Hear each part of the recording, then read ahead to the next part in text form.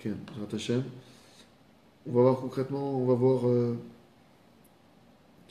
6 points, si Dieu veut, pour apprendre à s'accepter, apprendre à s'aimer. Et déjà, première question, parce que ça paraît ne pas être, entre guillemets, une partie du service divin, une partie de la Vodat Hashem, une partie de... Ça a l'air d'être un peu même limite égoïste. Le fait de devoir s'aimer, est-ce que c'est vraiment important de s'aimer? Est-ce que c'est vraiment important de s'accepter? Est-ce que c'est si vital que ça? En fait, il faut comprendre une chose. C'est que la base, véritablement la base du développement d'une personne, l'origine du développement d'une personne, va dépendre de ce point-là. Ça veut dire que plus une personne, elle va véritablement développer et travailler, parce que c'est un point qui se travaille, c'est pas quelque chose d'inné, c'est un point qui se travaille. Naturellement, l'homme, il a une tendance à voir le négatif qui est en lui, à ne pas s'aimer, à ne pas s'accepter. Ça, c'est la tendance naturelle de tous les êtres humains. D'accord? Même ceux qui, entre guillemets, qui fanfaronnent et qui veulent se faire passer pour je sais pas quoi, comment est-ce que tu peux vérifier, en fait, si vraiment quelqu'un il a conscience de la valeur qu'il a en lui, si vraiment quelqu'un il a conscience de toute la richesse dont il dispose, c'est pas quelqu'un qui va s'abattre ou qui va, au premier coup de vent dans sa vie, qui va être triste. Si vraiment tu sais que tu as quelque chose de grand en toi, tu disposes d'une grande richesse. Si tu perds 100 euros maintenant, tu vas être triste? Tu vas pas être triste. Tu vas réfléchir, tu vas pas être indifférent dans le sens, faut faire attention aux choses, faut pas être négligent, je dis pas. Mais quelqu'un maintenant qui est milliardaire, s'il perd 100 euros, il va pleurer pour 100 euros. Il va être triste pour 100 euros. Non. Maintenant, si tu vois un milliardaire qui pleure pour 100 euros, ça montre une seule chose. C'est que c'est quelqu'un, soit c'est un fou, d'accord? Ou soit c'est tout simplement quelqu'un qui n'a pas conscience qu'il est milliardaire. Il a cru qu'il avait que 100 euros sur le compte, il vient de les perdre, donc pour lui, il vient de tout perdre. Et donc oui, il se met à pleurer, c'est légitime comme un enfant, tu lui retires un enfant, tu lui retires, je sais pas, son ourson, sa poupée, je sais pas, son objet fétiche, pour lui, tu l'as retiré de son monde, parce que c'est vraiment tout ce qu'il a pour lui. C'est un enfant. Et on comprend qu'un enfant, tu peux voir un enfant se mettre dans des états pas possibles pour rien. Parce que c'est un enfant, il n'a pas de compréhension, il n'a pas de connaissance, il n'a pas de recul. D'accord. Mais vous êtes d'accord? Accordez-moi le fait que tu peux pas pleurer pour 100 euros quand tu as un milliard sur le compte. C'est pas normal de faire un truc pareil. Pourtant, cette parabole que je vous donne, on est tous milliardaires. Et je vais vous dire pourquoi. Je vais vous prouver pourquoi. C'est écrit, en réalité, chaque être humain sur Terre, chaque être humain, chaque créature sur Terre, si c'est une personne qui est vivante, d'accord, c'est forcément parce qu'il y a le souffle divin qui est en elle. Forcément, tu es obligé de dire, c'est Hachem, la vitalité de ce monde, c'est Hachem. On n'est pas, nous, une entité, on n'est pas une force en dehors de Dieu. La seule et unique puissance qui anime cette terre, c'est Dieu. Donc si tu vois quelqu'un qui est vide devant toi, c'est parce que Dieu l'alimente. C'est que Dieu l'a créé et Dieu, il l'alimente. D'accord? À l'intérieur de lui, son âme, c'est une partie de Dieu. Il a un souffle divin, il a un élément divin en lui. On a en nous, Chelek Elokam Imal. On a une partie divine.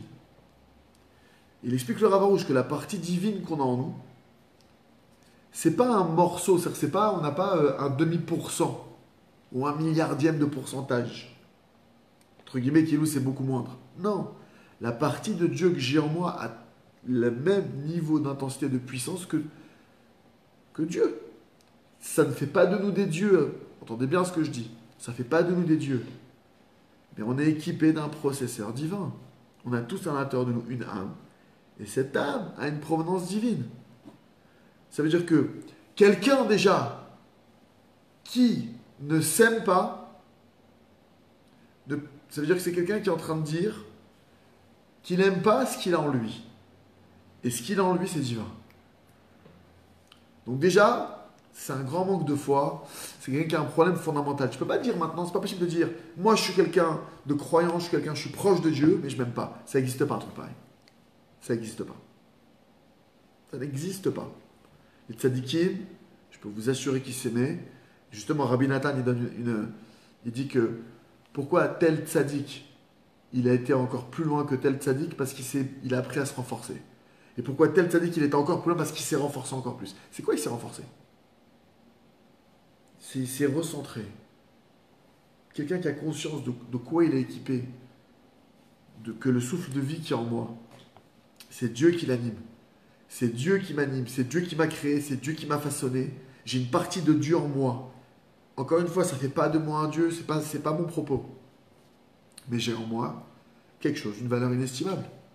Même 1 milliard d'euros réels sur un compte en banque, ça ne fait pas le poids par rapport à ce que j'ai en moi. Par rapport à ce que chacun d'entre nous en a. Ce que je vous dis là, c'est réel. On va voir ensemble ce soir plusieurs points pour approfondir ce sujet. Parce que ce sujet, il est fondamental. Il dit, le Rav Rouch, il explique là-bas dans le cours qu'il a fait et foi en ta force. Ça paraît contradictoire parce que on nous apprend dans la Torah, il faut être humble. Il faut savoir que l'humilité, c'est connaître sa place. Quelqu'un maintenant qui chante bien et qui dit je chante mal, c'est pas quelqu'un d'humble, c'est un menteur. Quelqu'un qui est humble, qu'est-ce qu'il va dire? Je suis doté d'une belle voix, mais je vous rassure, c'est pas moi qui l'ai créé, c'est Hachem qui m'en a fait cadeau. Avec l'aide du ciel, j'espère en faire le meilleur usufruit. Mais effectivement, j'ai une belle voix. Hachem m'a fait ce cadeau. Quand je chante, j'ouvre les cœurs. Quand je chante, je crée de l'émotion chez les autres et je peux leur faire passer des beaux messages. Je peux leur révéler, leur redonner de la joie aussi. C'est un cadeau qu'Hachem m'a fait. L'autre, il a une faculté d'élocution, il arrive à remonter le moral des autres. Il ne va pas dire, non, je ne suis pas un beau parleur, façon de parler. Il ne va pas le dire. Et s'il le dit, c'est que c'est un menteur. Encore une fois, bien comprendre. Il ne s'agit pas, je ne suis pas en train de pousser à l'orgueil. Au contraire, je suis en train de tirer, ce qu'on est en train de voir maintenant, c'est de nous amener à la vraie humilité. La vraie humilité, elle commence par connaître sa place. Et connaître sa place, ça commence par quoi? C'est quoi moi? C'est quoi moi? Moi, je suis quoi? Moi, je suis une âme. Mon essence à moi, c'est une âme. Un être spirituel dans un corps de chair et de sang. C'est les deux ensemble. Il y aurait beaucoup à dire comme ça. Le Tanya, il développe beaucoup de choses. Ce n'est pas le propos de ce soir.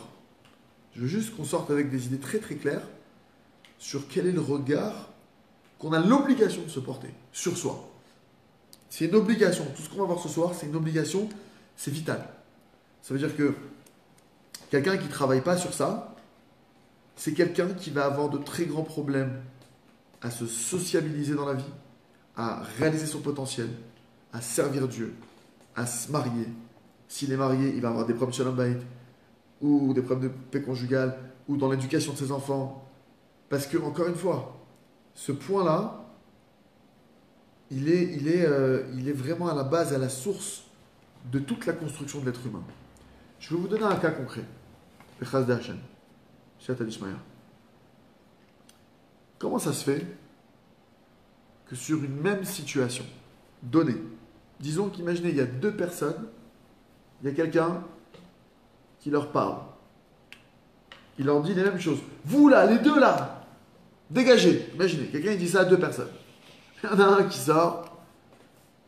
Bon, il a dit ça, ça l'autre, il n'est pas du tout atteint par ça. Il y a l'autre personne qui était présente aussi, brisée. Les larmes aux yeux, révolté. Et l'autre, tu lui dis, mais détends-toi, ça va, c'est bon, il est sorti de ses gonds, il a une pression sociale, financière, ses patrons. Ok, c'est bon. L'autre, il dit, non, comment ça, il me parle à moi comme ça? Comment ça se fait que ces deux personnes, elles sont présentes au même instant, elles se prennent la même parole, elles ont la même situation, vraiment, je vous parle de choses identiques. Lui, ça lui fait rien, lui, il est brisé à vie. Pourquoi? C'est pas relié à la situation qu'ils ont vécue. C'est relié au terrain. Cette personne-là, elle a une bonne estime d'elle-même. Donc même si tu lui dis dégage, t'es un pourri, t'es un vaurien, elle croit en bien qu'il y a en elle. Et elle n'a pas besoin de ton regard. Et ton regard, il ne viendra pas entacher ce qu'elle croit d'elle. Parce que ce qu'elle croit d'elle, c'est ce qu'elle sait d'elle. Elle a travaillé sur ça, elle a déjà exploré. Quelqu'un maintenant, il peut venir jusqu'à demain matin me dire, par exemple, que je suis une femme. Ok? Il peut venir me dire ça vraiment, tu es une femme, en voulant me le prouver même. Regarde, comment tu... Ça va pas m'atteindre. Ça va pas me faire pencher pour autant que je suis une femme. Je vais peut-être me dire, bon, peut-être il y a une allusion, je sais pas, peut-être... je vais peut-être chercher le message profond, j'en sais rien, mais en tout cas, je vais pas pour autant croire que je suis une femme. Quelqu'un qui me dit que je suis un animal, je vais pas pour autant croire que je suis un animal. D'accord? Là, ça vous paraît, entre guillemets, je donne des exemples qui paraissent, ah bah oui, c'est logique. Mais pourquoi, quand la personne, elle te dit, tu vaux rien, t'es brisé, tu crois à ce qu'elle vient de dire? Parce qu'il faut comprendre que, qu'est-ce qui me fait mal? Je vais vous dire le fond, si on analyse maintenant, quelle est la chose qui peut me faire mal? C'est quelque chose, en fait, que moi, je pense pour vrai. C'est parce que je pense qu'au fond, il y a de la vérité dans ce que tu dis. C'est pour ça que j'ai mal. C'est parce qu'au fond, pourquoi l'autre personne, l'autre, il a dit dégage, il se sent humilié, il se sent blessé, etc. Parce que de base, cette personne, elle pense pas qu'elle est honorable. Elle pense pas qu'elle est respectable. Et quand maintenant tu viens de lui dire dégage, tu viens quelque part de lui prouver ce qu'elle cherche à se prouver inconsciemment, qu'elle vaut rien. Et elle dit tiens, tu vois, j'avais raison de penser ce que je pense sur moi. Et donc elle est mal. Et cette personne, elle lui en veut parce qu'elle fait du mal. Ça lui fait... Mais l'autre personne, qui n'est pas du tout dans cet état d'esprit, ça lui fait rien. Ça comprenez que ce qui me fait mal, c'est pas l'autre. C'est ce que j'ai pas travaillé en moi. C'est ce que j'ai pas construit en moi. C'est ça qui me fait mal. Les gens, ils se disent, il faut que l'autre, il répare. Alors c'est sûr que euh, ça fait du bien d'entendre des excuses, etc. Mais entre vous et moi, le plus grand niveau, c'est de ne pas avoir besoin de les entendre, des excuses. Pourquoi? Parce que c'est d'arriver à un niveau où j'ai fait le travail sur moi. J'ai pris le temps de comprendre qui je suis. Ma valeur ne dépend pas du regard des autres. Je ne suis pas quelqu'un de bien parce qu'on me dit que je suis bien. Je suis quelqu'un de bien parce que c'est intrinsèque à moi. Et quand ce que je vous dis là, c'est à chacun d'entre nous. On est tous des gens bien, fondamentalement. Maintenant, on a tous un travail à faire. Lui, c'est quelqu'un de bien qui doit travailler la colère.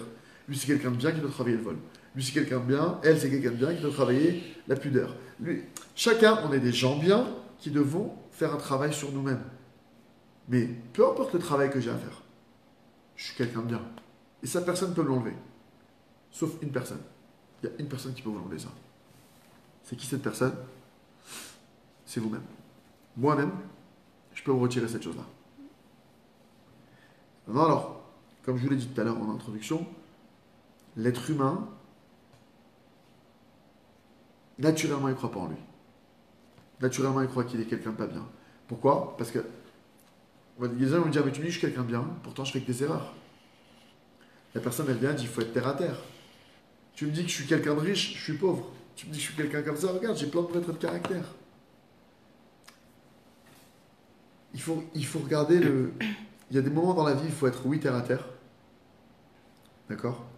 Mais il y a des moments où, entre guillemets, les choses qu'on a dans notre vie, les éléments qui viennent, sont trompeurs. C'est une mauvaise interprétation de la réalité. Comme je viens de vous l'expliquer.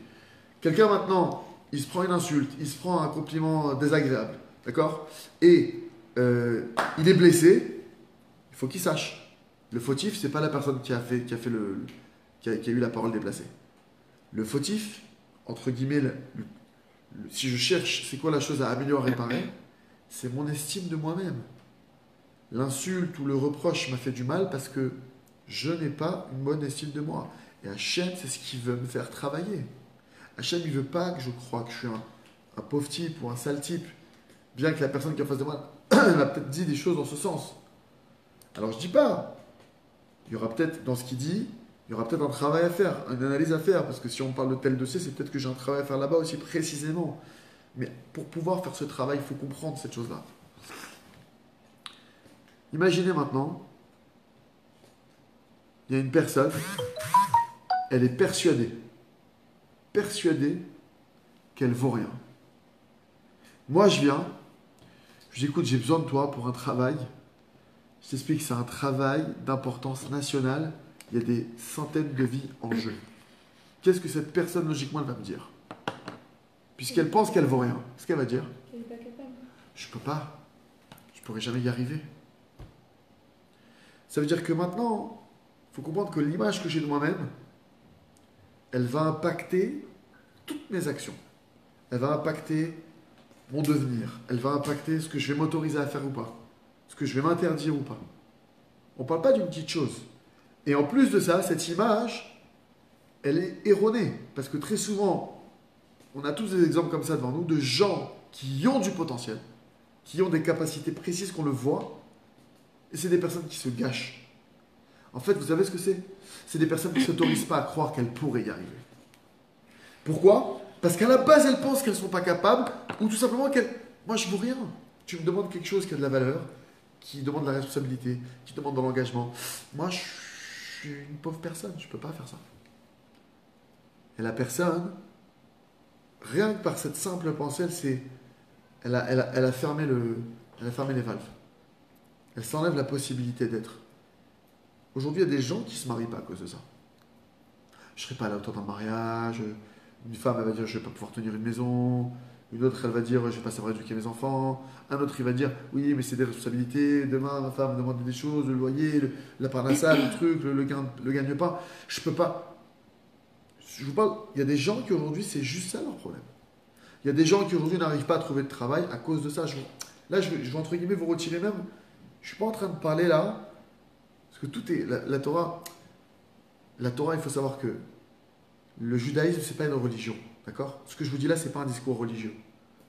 Ce que je vous dis là, c'est un discours de base que chaque être humain il a besoin d'entendre. Et pas simplement il a besoin d'entendre. C'est qu'on a une mission sur Terre à jouer. Et cette mission, on ne pourra la jouer que quand on prendra conscience du réel potentiel qui est en chacun d'entre nous. Et je peux vous garantir que chacun d'entre nous sur Terre, on a un gros potentiel. Et que il suffit qu'une personne, elle soit prête à jouer le jeu. Parce que, dites-vous une chose, ceux qui ont marqué l'histoire, ceux qui ont fait des choses, on va dire, quoi, comment il a réussi à faire ça? C'est des personnes qui ont eu des doutes. Je ne vous dis pas que vous n'aurez pas de doutes.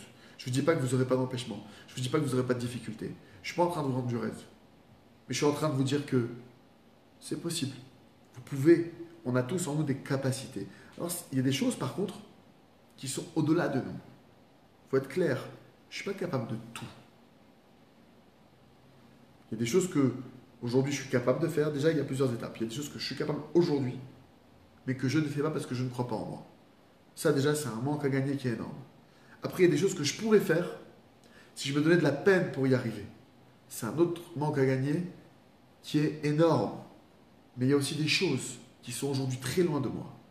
Et que si je me bats pour, j'y arriverai. Et là, c'est un manque à gagner qui est...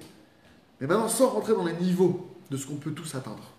Parce que ce que je veux dire, on est tous susceptibles d'atteindre des grands niveaux. Chaque être humain sur Terre, il a été créé par Dieu.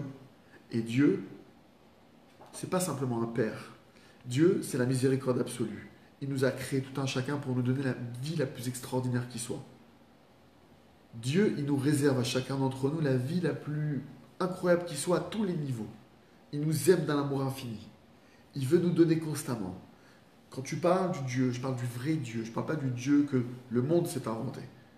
Même, des fois, tu peux croire que dans le judaïsme, tu t'inventes un Dieu. Le Dieu, le vrai, celui qui a créé la terre, que nos maîtres ils enseignent, que la Torah elle transmet, des vrais sages d'Israël authentiques, c'est un Dieu qui est miséricorde. Autrement que ça, c'est pas Dieu. C'est pas Hachem. Hachem, c'est que de la miséricorde. Et c'est même écrit dans le Chumash, là dans la paracha de cette semaine, que Hachem, il y a un verset comme ça, il a dit Elohim, il y a plusieurs noms de Dieu. Il y a un nom de Dieu, c'est l'attribut de rigueur. Il y a un nom de Dieu, c'est l'attribut de miséricorde. Il y a un des versets où Hachem, il dit, avec le nom Vayomer Elohim, l'attribut de rigueur de Dieu, qui dit, sache que Ani Hachem, sache qu'en fait, même quand tu vas à la rigueur, Ani Hachem, Hachem, il te dit, moi, si tu veux savoir c'est quoi, moi, c'est la miséricorde. Moi, c'est le bien. Hachem, il veut notre bien véritablement. Maintenant, vous allez me dire, mais attendez, le monde dans quel état il est, c'est pas ce qu'on voit autour de nous.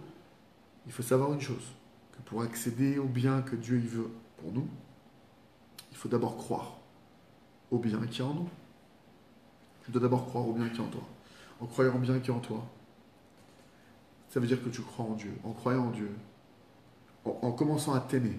Il explique ici dans le livre Etzadat, le Rav Arush, quelqu'un qui ne s'aime pas ne peut pas ressentir de l'amour d'Hachem sur lui.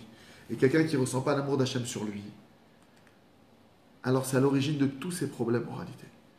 En réalité, le plus grand Lachon Hara qui existe sur cette terre, le plus grand mensonge qui existe sur cette terre, c'est quoi? C'est de croire que Dieu ne t'aime pas.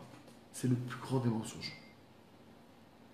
La personne qui fait le plus pour toi, pour moi, pour chacun d'entre nous, qui s'occupe de nous dans les moindres détails, cette personne-là, ce qui est l'être suprême, qui a créé l'univers, qui a tout mis en place pour que je sois bien et pour que je réalise ma vie et mon potentiel, il m'aime d'un amour que je ne peux même pas imaginer, tellement c'est un amour puissant.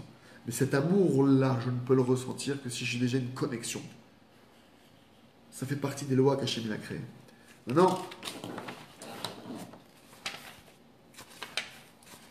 il ramène ici, il ramène ici, comme je vous l'ai dit en début, 6 points. 6 choses. La première, c'est de savoir que Dieu, il m'aime d'un amour qui est constant. L'amour qu'il me porte, il faut être clair avec ça. L'amour qu'Hachem nous porte, c'est pas un amour qui peut varier. Rien ne peut faire varier cet amour. Rien ne peut entacher cet amour. Rien ne peut changer cet amour. Rien ne peut briser cet amour. Peu importe qui tu es, peu importe ce que tu as pu faire, peu importe ce que tu vas faire, Hachem, il t'aime, un point, c'est tout. Et cet amour-là, il est au-delà de ce que tu peux, toi, arriver à concevoir avec la plus grande des créativités que tu puisses avoir. Chacun d'entre nous, cette notion, on n'arrive pas à l'atteindre. On va voir comment est-ce qu'on doit réussir, le chemin pour arriver à l'atteindre. Le deuxième point qu'il faut savoir, là, ce que je vous dis là, clairement, je suis obligé de le faire en condensé parce qu'il y aurait beaucoup à dire, mais je vais essayer juste que ce soir, vous ressortiez avec un plan très clair de ce que vous devez demander à Dieu.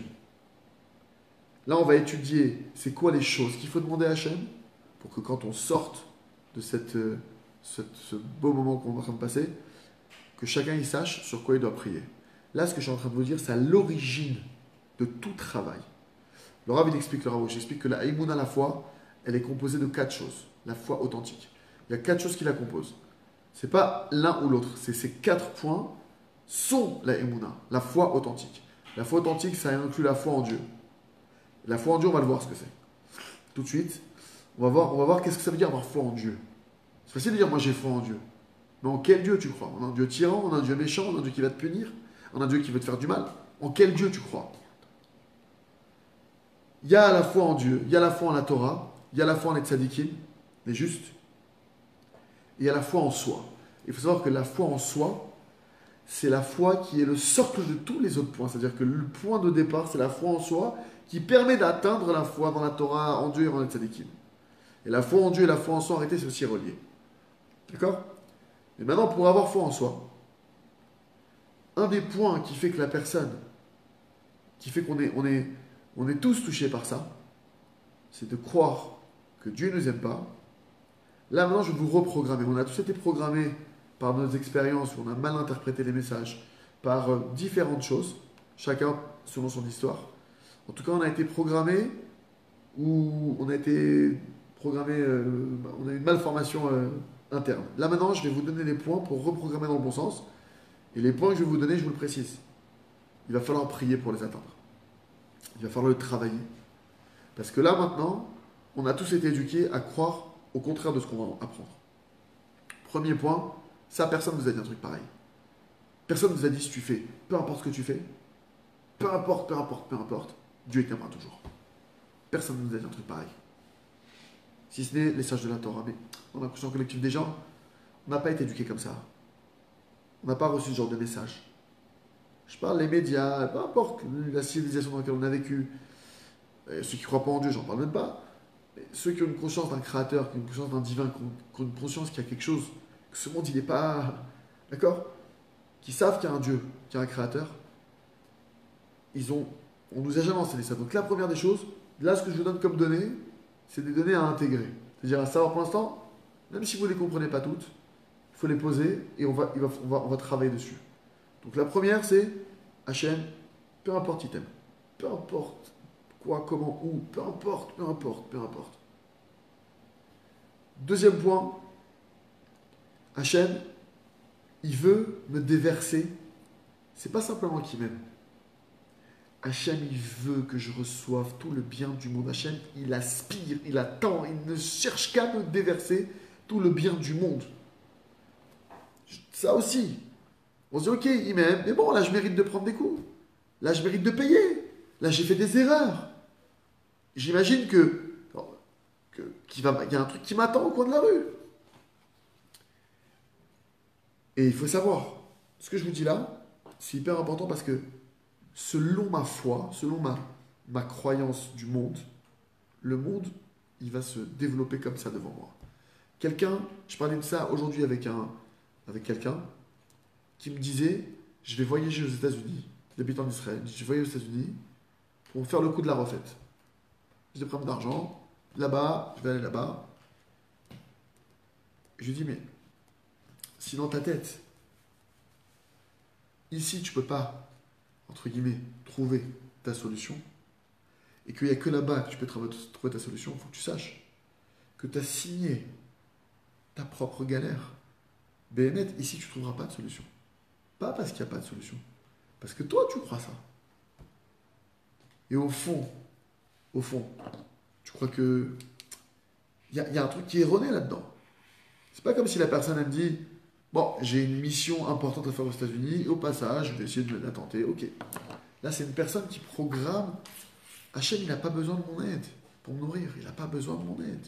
Il n'a pas besoin de moi. Il y a des gens qui sont rentiers. Alors, si toi, tu n'es pas rentier, ok, il faut que tu fournisses des efforts, d'accord. Mais de là à t'imaginer que.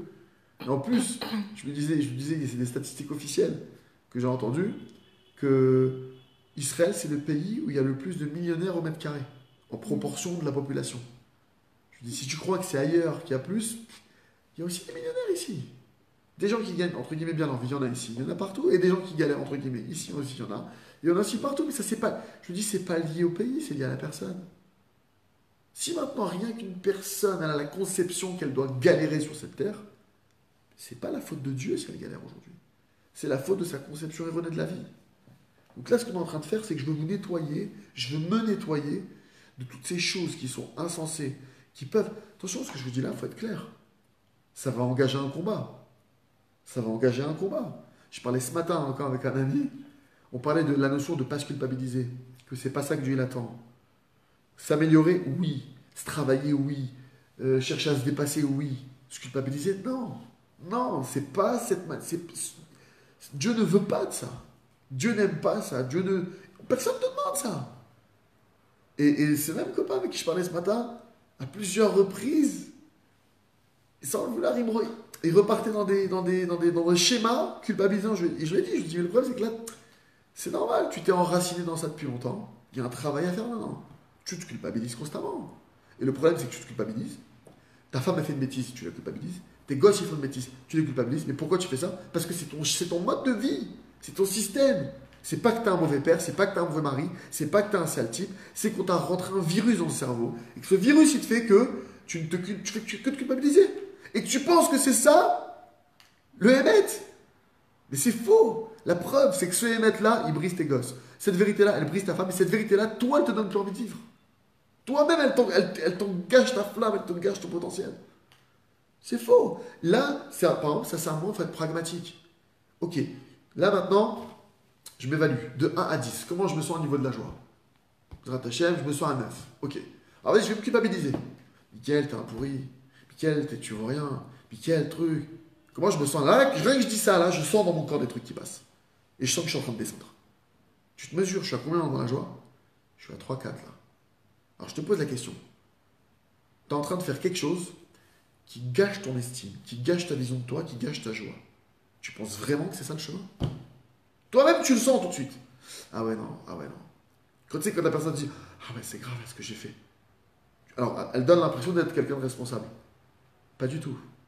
Elle est en train de vider son énergie Et maintenant, alors que là, Dafka, on aurait besoin de lui dire, écoute, là, il y a un problème à gérer. Imaginez, et des fois, ça arrive, ça. Les gens qui ont un coup de panique en cas de problème. Vous avez déjà vu quelqu'un qui panique pendant qu'il y a un problème?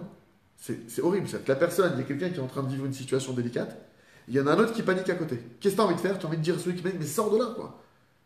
C'est comme des fois, ça peut arriver, je préserve un enfant, il se blesse, la mère, elle panique, elle tombe dans les pommes. Mais ça arrange personne qu'elle tombe dans les pommes. Le gosse, il en sort maintenant. Le gosse, c'est qui va l'aider. Vous voyez ce que je veux dire? C'est au contraire, c'est un moment où, là, très précisément, l'enfant, il n'est pas bien, il ne faut pas le traumatiser, il faut être très calme, il faut être très contrôlé. Ça veut dire que quand je me culpabilise, je fais l'inverse de ce qui va m'aider à sortir du problème. Donc maintenant, deuxième chose, comme on a dit, c'est que, deuxième point, c'est qu'Hachem, il veut tout le temps me donner. Si tu ne reçois pas, c'est pour une seule raison. Tu crois que tu dois pas recevoir. Tu crois. C'est qu'une croyance. C'est qu'une croyance. Parce qu'au contraire, et je vous donne un argument de taille, c'est écrit qu'Hachem, il a créé le monde pour une seule raison. Pour dévoiler sa miséricorde. À quel moment Dieu il dévoile le plus sa miséricorde? À quel moment? Quand il récompense. Pardon? Quand il nous donne et qu'on n'est pas méritant. Vadaï! Quand quelqu'un il reçoit alors qu'il ne mérite pas, c'est la plus grande preuve de miséricorde. C'est la plus grande preuve. Quand quelqu'un il a fait un travail et tu le payes pour un travail, t'es pas miséricordieux, hein, c'est son dû. À quel moment tu es miséricordieux? Tu vois, cet employé, il n'a pas fait ce qu'il fallait ce mois-ci, je vais l'encourager. Je vais lui donner une petite prime quand même pour lui dire, allez, je crois en toi, j'ai confiance en toi. Je suis miséricordieux. Mon enfant, il n'a pas fait ce qu'il fallait, mais je veux l'encourager. Hachem, il veut que nous encourager. Hachem, il veut que se déverser le bien. Hachem, il a créé tout le bien qui existe sur terre pour qu'on en profite. C'est même écrit que quelqu'un qui n'a pas profité de certaines bontés qu'Hachem a fait sur terre, notamment de certains fruits ou autres, peu importe, il rendra des comptes à 120 ans. Dieu va te dire, mais dis-moi, je t'ai créé des choses pour te faire kiffer. Parce que tu as besoin de kiffer. Encore une fois, je parle de kiff permis, kiff caché. Oui. Le fait, les gens, ils s'autorisent pas. Non, parce que si je commence à m'aimer et à m'apprécier, je vais me reposer sur mes lauriers. Mais pas du tout. Tu sais ce qui va se passer parce que tu t'apprécies pas? Tu vas pas réussir à sortir une goutte de ton potentiel. Pas une goutte de ton potentiel. Si tu crois pas que tu es capable, si tu crois pas que tu peux, si tu crois pas que Hachem il va t'aider, c'est pas moi je suis capable, moi je suis un spécial, je suis un pro, moi je suis rien. Mais Hachem il a mis en moi un processeur Neshama. Le processeur qu'il a mis en moi, il a une puissance divine. C'est une puissance qui est illimitée. Dieu m'a mis à disposition une puissance qui est illimitée. J'ai des capacités en moi. C'est pas moi qui les ai créées, je n'ai pas d'orgueil à tirer de ça. Mais Dieu me demande de l'utiliser. Dieu me demande de l'utiliser. Et de faire le maximum. Et pas me cacher derrière une fausse humilité. Maintenant, Hachem, là, tout ce que je vous dis là, il va falloir faire tchouva. La première étape, c'est de faire tchouva, de se repentir. Mon Dieu, pardonne-moi pour toutes les fois où j'ai cru que tu m'aimais pas. Pardonne-moi pour toutes les fois où j'ai cru que tu voulais me punir. Que c'était ça ton seul but, que tu voulais pas me donner, que tu voulais me priver, que c'est ça que tu voulais de moi. J'ai cru de toi que c'était ça ton intention. C'est comme si tu suspectes quelqu'un de te voler alors qu'il est en train de te faire un cadeau. C'est honteux. C'est une suspicion qui est sans nom. Imagine, il y a quelqu'un, tu viens, tu l'accuses, et au moment où tu l'accuses, oui, ce que tu as dans la main, c'est à moi. Et soit, non, c'est pas à toi, et c'est un cadeau, il y a un mot, bon anniversaire. Tu te sens très mal là. Tu l'as affiché devant tout le monde, tu l'as accusé de voleur, tu l'as suspecté de te faire du mal alors qu'il t'a fait un cadeau, vraiment, il y a le papier, il y a tout. Auto d'avoir. Tu crois qu'Hachem ne veut pas te donner? C'est honteux. C'est grave. Hachem veut me donner. On va me dire, oh, on nous a rentré ça dans la tête que, ok, c'est une vision, c'est une vision qui n'est pas juive. C'est une vision, la vision du purgatoire, l'enfer, on va payer. C'est vrai qu'il y a des mitzvot, c'est vrai qu'il y a d'Averot, c'est vrai qu'il y a un salaire. Je ne dis pas qu'il n'y a pas de salaire, je ne dis pas qu'il n'y a pas de récompense, je ne dis pas qu'il n'y a pas de punition.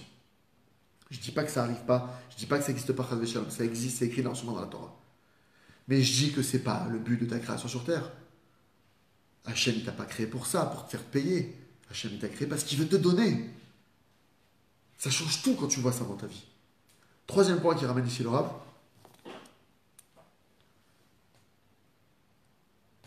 Donc, il dit à moi de préparer, à moi de prier. Avec ma prière, je vais créer des ustensiles pour recevoir l'abondance qu'il veut me donner. Par exemple, il y a quelqu'un maintenant, il va s'apercevoir qu'il a une croyance qu'il doit payer, qu'il doit être puni. Et bien bête, Hachem il veut lui donner, mais lui il a une croyance. Et le problème c'est qu'Hachem il a mis des lois sur cette terre. Sa émouna, sa foi, elle est en train de créer que effectivement il paye. Alors comment il doit faire maintenant? Tu vas prier pour pouvoir recevoir l'abondance d'Hachem. Et quelle va être ta prière? Mon Dieu, aide-moi à voir à la fois que je ne suis pas né pour être le vilain petit canard de l'humanité. Je ne suis pas né pour ça. Je te demande pardon d'avoir cru à ça. Je te demande pardon d'avoir donné du crédit à ça. Aide-moi à sortir de cette foi qui est tordue, qui est erronée, mon Dieu. C'est enraciné en moi, mon Dieu, je t'en prie. J'ai donc que tu changes mon cœur.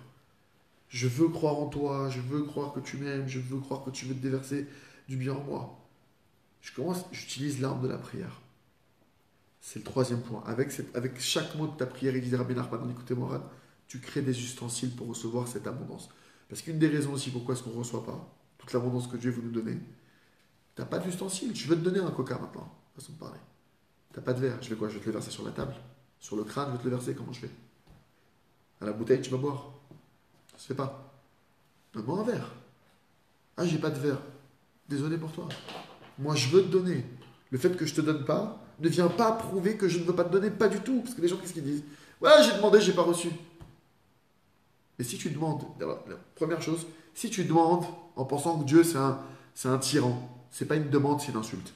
Donc c'est sûr que tu n'as rien créé avec ça et que tu ne recevras pas de réponse. Premièrement. Déjà, tu dois demander dans la bonne dimension. Le Créateur, il m'aime. Je suis quelqu'un de bien. Il veut me donner. Et si déjà, j'ai pas cette dimension en moi, et c'est sur ça que je veux qu'on travaille ce soir, si déjà ça, je l'ai pas en moi, c'est sur ça qu'il faut prier. Il ne faut pas chercher midi à 14 heures. Sur ça, je prie. Et dès l'instant où la personne elle va commencer à rentrer cette foi en elle, et je me souhaite d'avoir cette foi, je vous souhaite d'avoir cette foi, et tant que ça, c'est pas là, vous ne pouvez pas avancer sur d'autres choses. Ça ne sert à rien, vous n'aurez pas de résultat. Il n'y aura pas de résultat. Quelqu'un qui n'aime pas Dieu, ou qui n'aime pas lui, ou qui n'aime pas sa vie, ou qui n'aime pas ce qui lui arrive, n'aura pas de résultat avec ses prières, n'aura pas de résultat positif. Il n'y aura pas ce qu'il veut. Mais j'essaye, je fais, il n'y aura pas de résultat. Et c'est un cadeau qu'il n'y ait pas de résultat. Parce qu'Hachem dit, tu fais fausse route. Tu fais fausse route. Si je t'ouvre l'autoroute maintenant, alors que tu es en fausse route, je vais te perdre sur des kilomètres. Alors Hachem, il fait un cadeau. Route barrée. Tu ne peux plus avancer. Ça ne marche pas. Pour que tu te mettes en question, il y a un problème. Peut-être que je ne vois pas les choses comme il faut, peut-être que je ne me vois pas comme il faut. Bataille. Quelqu'un qui n'est pas capable de s'embrasser, mais sincèrement, c'est pas de l'orgueil. Je m'aime. Je dois être capable de me le dire, je m'aime. Je m'accepte comme je suis. Et d'ailleurs, vous pouvez le mesurer. Quelqu'un, tu veux savoir déjà si tu as un problème avec toi, dis je m'aime. Est-ce que tu te sens mal à l'aise quand tu dis je m'aime? Il y a un problème. C'est pas normal de se sentir mal à l'aise, dire je m'aime. J'aime ce que Dieu a fait de moi. J'aime comment Dieu m'a créé. J'aime ce que Dieu il a fait. Je ne me suis pas créé tout seul. Je ne suis pas quelqu'un, le processeur, le logiciel pour se créer. C'est Hachem qui m'a créé. Petit, grand, maigre, fort, peu importe. Hachem m'a créé. Ok. Donc, troisième point, donc on a dit, avec ma prière, je crée des ustensiles. Quatrième point, la première abondance que je dois vouloir atteindre et obtenir. La première chose, ce que on va expliquer, la première chose que je dois véritablement vouloir atteindre, c'est cette connaissance, cette conscience pleine que Dieu est même. C'est ça que je dois chercher à aspirer. C'est la première des abondances que je dois recevoir. Parce que ça, c'est la clé de toutes les abondances. Dès l'instant où tu as en toi, clairement et fermement ancré dans ton cœur, je m'aime, Hachem m'aime, je suis quelqu'un de bien, Dieu veut me donner, Dieu est avec moi, je ne suis pas tout seul. Si tu as ça en toi, tu as toutes les portes ouvertes devant toi. Le monde. C'est pas le 1, c'est pas pareil que le 1. Non, le 1, c'est. En fait, le 1, c'est une donnée. Hachem, il m'aime tout le temps, quoi que je fasse. Le 2, il veut me donner. Hachem, il veut que me donner. C'est faux de penser le contraire. 3, pour recevoir ce que Dieu veut me donner, je dois prier pour créer des ustensiles. Quatrième point, quelle est la première chose que je dois vouloir recevoir? Parce qu'on peut tout vouloir. Alors les gens, ils te disent, avec la pensée positive, tu peux obtenir ce que tu veux, l'argent. Mais c'est pas ça le but sur Terre. C'est déformer ce que c'est que la pensée positive et c'est déformer ce que c'est que la loi de l'attraction. Hachem, il nous a mis une force dans notre pensée. Le Créateur, il a mis une force dans nos pensées, dans notre volonté, pour qu'on atteigne le but pour lequel il a créé ce monde. Mais le but, c'est pas que tu aies une Porsche, une Ferrari ou une villa. C'est pas le but. Bien que tu peux l'avoir. C'est pas incompatible d'avoir une villa et servir Dieu. C'est pas incompatible d'avoir beaucoup d'argent et servir Dieu. Là n'est pas la question. Donc, quatrième point, on a dit aspirer et prier pour recevoir cette connaissance qu'Hachem lui-même. Cinquième point, je dois prier pourquoi? Pour m'aimer moi-même. Donc regardez comment ça marche. D'abord, je prie pour savoir qu'Hachem lui-même. Et après, je prie pour m'aimer moi-même. Comme ça marche dans ce sens. Et sixième et dernier point, faire tous les jours tchouva sur le fait que je n'avais pas cette connaissance qu'Hachem m'aimait. Parce que la simple pensée qu'Hachem ne m'aime pas, c'est le plus grand des mensonges qu'un homme puisse penser sur le Créateur de l'univers. C'est le plus grand mensonge, la plus grande médisance qu'on puisse faire sur le Créateur de l'univers, c'est de dire qu'il ne nous aime pas. Et c'est évident, il n'y a aucun doute à cela, que celui maintenant qui prend cette connaissance-là, qui la travaille, avec une vérité absolue, ça veut dire, c'est intrusant, j'ai travaillé la chose, je suis clair avec ça. Hachem, il m'aime d'un amour qui est au-delà du temps, de l'espace-temps, qui est au-delà de tout. Il m'aime comme je suis. Comme je suis. C'est pas il va m'aimer parce que je vais devenir quelqu'un de meilleur. Ça, c'est Vadaï. Hachem, il m'aime comme je suis et même dans mes pires moments. Et celui maintenant qui va... C'est-à-dire que l'amour qu'Hachem a, c'est un amour, comme les Pirkei Avot se définissent, qui ne dépend pas d'aucune condition. Un amour véritable, c'est un amour qui ne dépend pas d'une condition. Parce que si un amour il dépend d'une condition, tu retires la condition, de l'amour il tombe. Or, l'amour de Dieu ne dépend d'aucune condition.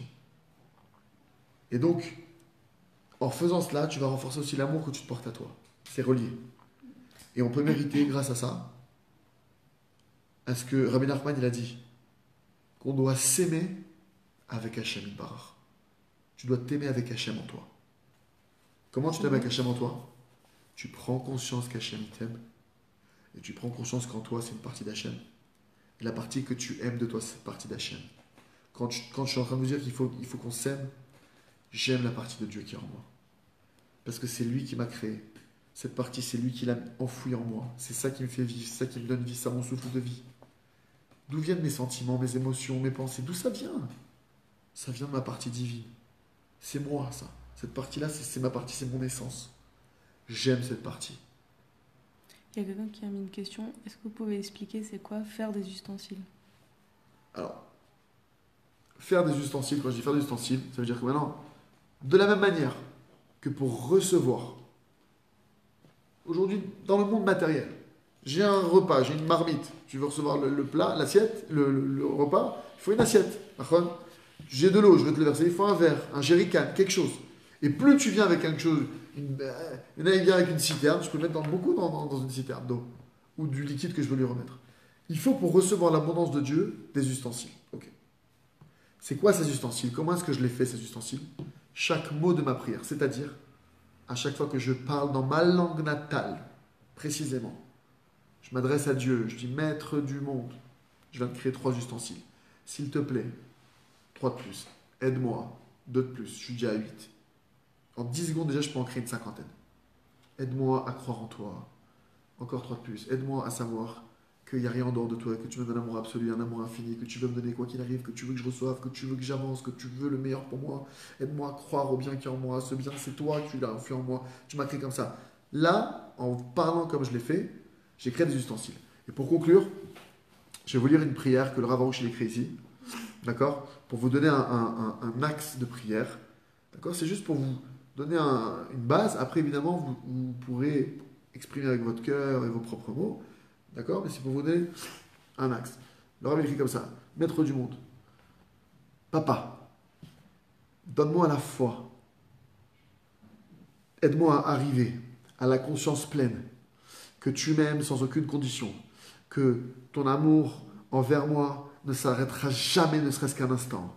Donne-moi la foi, aide-moi à croire que tu veux toujours me donner tout le bien, que tu veux déverser constamment, continuellement sur moi le meilleur, le top du top. Donne-moi la foi, aide-moi à croire, à savoir que toute ta volonté, ce à quoi tu aspires, c'est uniquement que je prépare encore de nouveaux ustensiles pour pouvoir recevoir cette abondance que tu veux me donner.